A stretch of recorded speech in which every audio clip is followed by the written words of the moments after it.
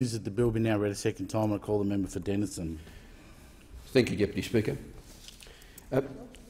Deputy Speaker, this is disgraceful.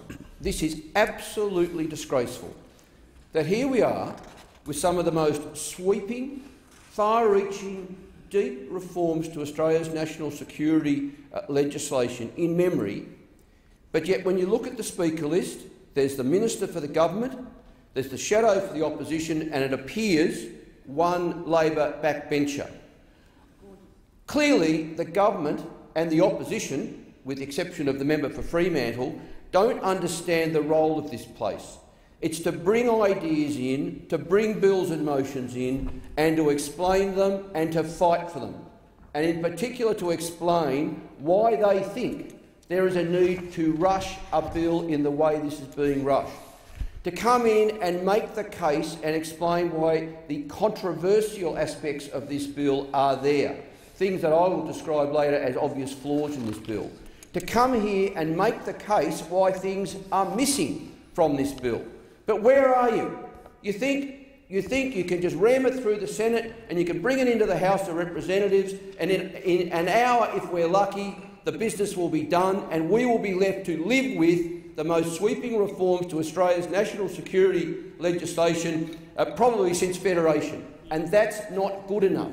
And it's not good enough to come in here and to say it's okay to rush things because of these dire security circumstances. And it's certainly not good enough to come in here and to refer to the 2013 Parliamentary Joint Committee on Intelligence and Security report into these reforms and to say that this report backs these reforms. It does not. The fact is the committee, and I was a member of the committee at the time, was fundamentally handicapped because we did not have a detailed exposure draft to work to. We had basically a handful of pages from the then Attorney-General which pointed us in a particular direction, and were asked to pass comment on it.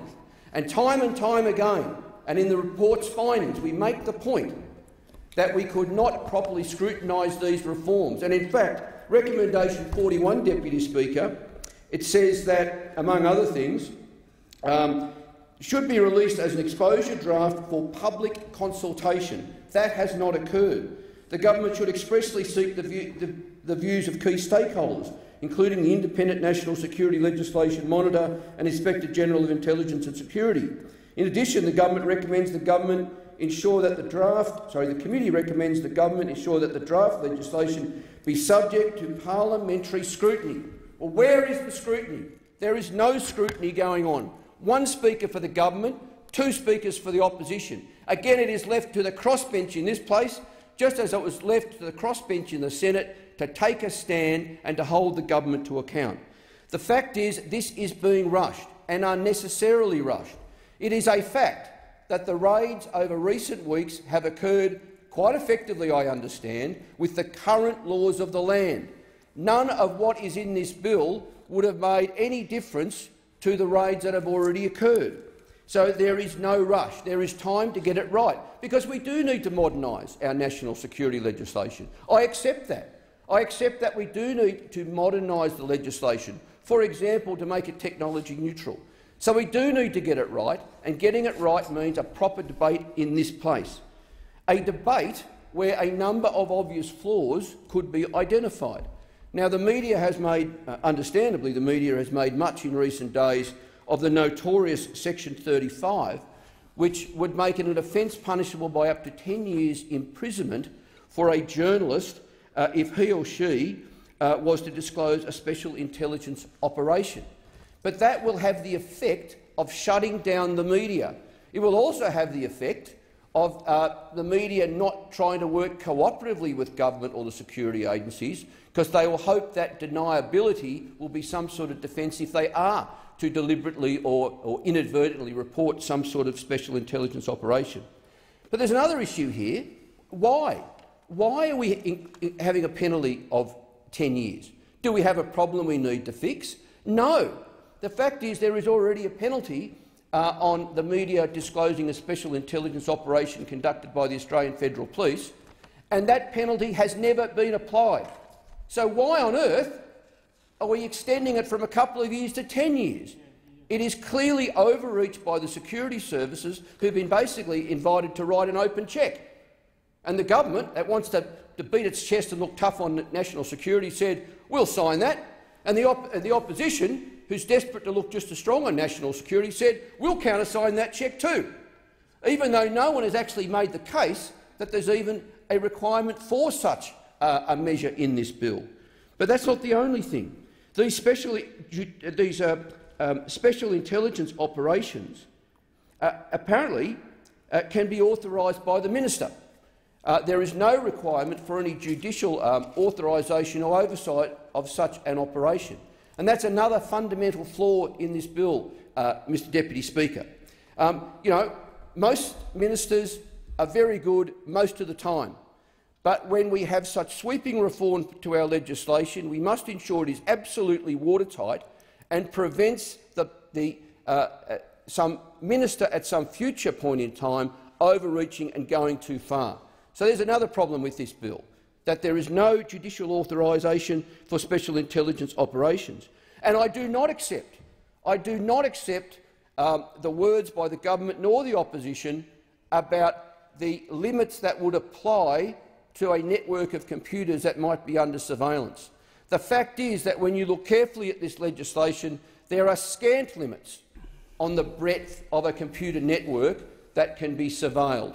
And again, we have good ministers most of the time. But what about when we have a bad minister, or in another security environment where someone wants to overreach and go further? Well, these laws would allow that minister to go much further than the reassuring words of the government and the opposition today. And what's this about ASIO having a right to use force? Up until now, ASIO would have the federal police, the people who are trained, armed, equipped, have a culture to properly handle the use of force. But now with this bill today, ASIO will be able to barge in and do whatever they want when it comes to the use of force. And I'll tell you what that will mean, Deputy Speaker. It will mean more and more ASIO will go in alone, a spy agency will go in alone and use force, and less they will do away with the inconvenience of having to take the federal police along with them. And before we know it, Deputy Speaker, at some point in the future, we'll have spies kicking in doors and using force with no police alongside them, and that is another step towards a police state. So there's some of the problems with the bill, Deputy Speaker. But what about all the things that are missing? We do need to update our national security legislation, and we do need to ensure that genuine problems are rectified. And one of the problems we have at the moment is that there is no parliamentary oversight of intelligence operations. I'll make that point again, Deputy Speaker. There is no parliamentary oversight of intelligence operations. At the moment, the only political oversight, if I can use that word, are the ministers who have responsibility for the particular agencies. For example, the Attorney-General keeps an eye on ASIO. The Foreign Minister keeps an eye on ASIS. But there is no oversight by the People's House. There is no oversight by the Parliamentary Joint Committee on Intelligence and Security, because in fact that committee, by legislation, only has oversight of administrative matters. Now compare this with the United States and the United Kingdom, where their similar parliamentary committees have operational oversight. And in fact, as recently as just last year, the British Intelligence and Security Committee was given such power, because at least our colleagues in the US and the UK understand that if you're going to give the security services powers, and especially more powers, then it should be up to the representatives of the people to keep an eye on the use of those powers. So I have circulated an amendment which would seek to rectify this, which would seek to, in essence, to remove the limits on the oversight power of the Parliamentary Joint Committee on Intelligence and Security. And I would hope that the government and the opposition would see the merit in supporting that and would understand it is doing nothing more than bringing our Intelligence Committee, Parliamentary Intelligence and Security Committee, into line with the similar committees in the United States and the United Kingdom. Now back to section 35P and the concerns that have been expressed there.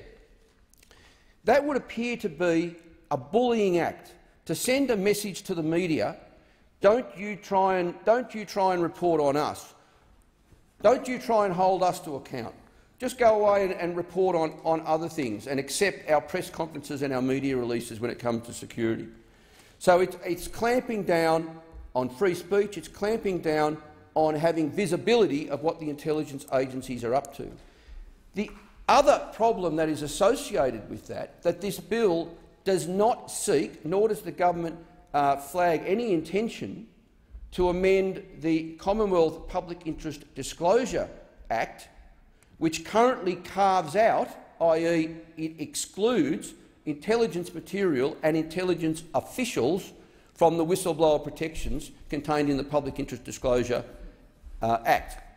So, at a time that over 2 parliaments now, regrettably, we've got whistleblower protection being denied to intelligence officials. We've got intelligence material not being covered by whistleblower protection. We've now, in this parliament, going to ramp up the penalty on the media if they dare report an inappropriate intelligence operation. My colleague, the member for Melbourne, has quite appropriately referred to what happened in East Timor, where we now know that the Australian Secret Intelligence Service planted listening devices in the Timorese offices. Not because Timor is a security threat, but because we wanted an Australian company to have a commercial advantage to get a better deal and get the contract. I mean, how grubby is that? And how better example is there of a time when the media should report something, bring it to the public's attention and let the public understand what our security services are up to? The fact is we have very good security services, and most of the time they're doing a very, very good job. But the fact is that sometimes they err, sometimes the people that direct them or supervise them err, and we need to have safeguards in place, such as the media, such as whistleblowers, to shine a light on those problems and bring them to the public's attention. Look, Deputy Speaker, the fact that we are, or the government, with the opposition support, is rushing through flawed legislation, flawed because of problems within it and because of deficiencies in it, it's got to raise the question: why? Why is the government, with the opposition support, wanting to overreach like this? I can only assume the government is wanting to capitalise, exploit the current security environment. I can only assume the security services are absolutely delighted that they've been invited to fill in a blank cheque. In some ways this is a distraction. It's another distraction from the fact that our heightened security environment is a result of us helping to start a war that has run for 11.5 years, that has fomented more turmoil in the Middle East and caused more angst within our own community. Perhaps to distract us from the fact that we were until recently giving broad diplomatic support to the Syrian rebels that included the Islamic State. And now all of a sudden the Islamic State's gone from being one of the, I think to quote the Prime Minister's or words to the effect of the Prime Minister, one of the goodies to one of the baddies. I mean, this is outrageous. This is absolutely outrageous. Look, Deputy Speaker, in closing, can I just say this? We do need to be continually reviewing our laws, including our national security legislation. We do need to be modernising that legislation when it needs to be modernised, particularly with changing technology. We do need to look for ways to make this country safer. But we do not make this country safer, nor do we give the community any confidence in the parliament or that they are in fact safer, when they see governments rushing through legislation that's full of controversial and problematic sections and missing the things that are really needed. Hopefully at least the government and the opposition will see the sense in supporting both the amendments being moved by my colleague, the member for Melbourne, and also my own amendment, because those amendments would go at least some small way into rectifying this bill and to genuinely making this country somewhat safer. Thank you, Deputy Speaker. Thank the member for